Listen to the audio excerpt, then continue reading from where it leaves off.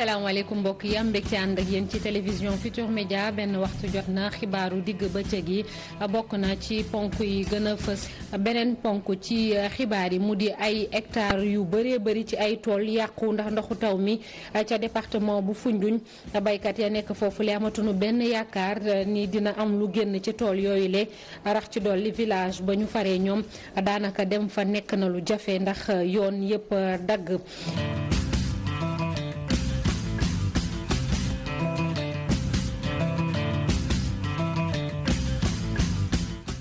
ginnaaw bañ leen nuyuwaatee ba noppi mbokk yi xibaar yi dañ koy door rek toll ci juróom fukk ay hectares ci ay tool wala lu ko jege sax ndoxu taw bi moo fa fees dell fële ca région bu Fatick rawatina ca diwaan boobu la ñu naan Ndofane Ndari Mousso ñi baykat yi ak ña fay yeewoo yëpp dañuy ragal ni at wi la sax dinañ am ay jafe-jafe ci wàllum dund rax ci dolli jamono ji seen village mi ngir dem fa nekk na lu jafe ndax yoon ya fay dem yëpp daanaka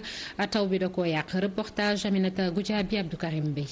yooyu tool yooyu yëpp instant bi ndox mi yóbbu na ko. ay tooli dugub la tooli gerte tooli mboq ak itam tooli bas yi ñoom ñëpp ba fii mu ne ñi ngi ci biir ndox mi yàqu yaxeet ñi nga xam ne nag ñoom ñoo ko moom dégâts yi jaaxal leen fi mu ne loolu Ndofane Ndari Mousso la ñu dëkkee mu di ab village bu nekkee ci commune Diagane Barka foofu nag la fa yàqu ci ay tool jege na tuuti juróom fukki hectares. tool yi lu bare bari 47 hectares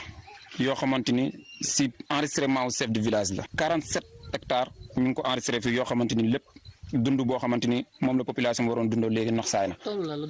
dugub a ngi ci gerte ngi ci mboq a ngi ci ñebe ngi ci. askan yi yeewoo ci Ndofane Ndari Mousso nga xam ne yaakaaroon nañu ren ji am lu bëri ci mbay mi ne fii mu ne dañoo tiit sax ni lu ñu dundalee seenu njaboot dana leen të. ñi moom tool yi ci xayma mën nañ 40 personnes ndax 47 hectares moo fi yàqu am na ñoo xam ne yàqule nañ 2 hectares ñi yàqule hectare ñi yàqule lu ëpp hectare borom kër yoo xamante ni jirim nañ ci tool yi parce que baykat yaakaar naa ne dundul bay la am pour dundee ko li ñuy dund noor bi yëpp muy 6 mois yi nga xam ne moom la ñuy dund ci noor bi nawet bi lañ koy bay bu yàqoo kon dund boobu métti na day borom jaaxle na. nee ñu itam bëri na ak jur goo xam ni dee na ci ndoxu taw mu bëri mi nga xam ne nemmeeku nañ ko ren ji. léegi li nga xamante ni yàqu na fi ci ay jur kenn mënu ko xayma. ni tool yi yàqoon noonu la jur gi demee. ñii dee nañ ci ndox mi yii sàcc nañ. kon tool yi yàqu bari na yàqu bi ci jur gi nga xam ne baykat nag bu dee da ngay bay jëndee ko jur yeew sa kër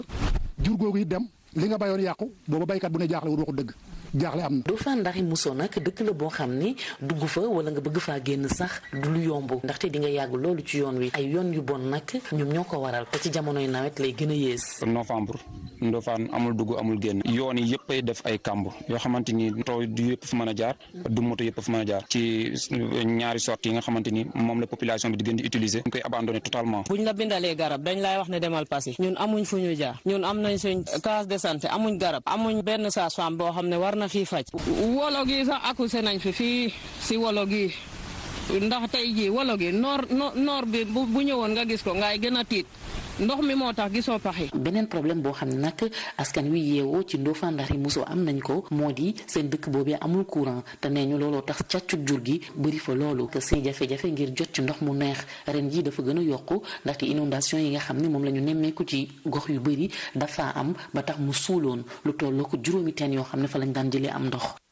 jërëjëf Aminata Goudiaby kii des leen ak ñun yeneen i xibaar 19h30 incha allah di leen ñaanal ngeen yendu ak jàmm.